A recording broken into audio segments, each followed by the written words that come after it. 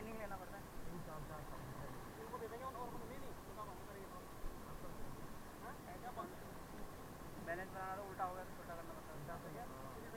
उल्टा होता नहीं जो लोग कर रहे हैं सब उसमें रोल ही मारना पड़ता है।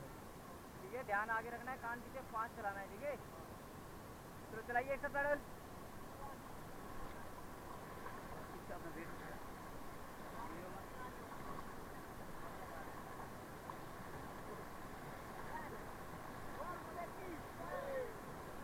स्टॉप।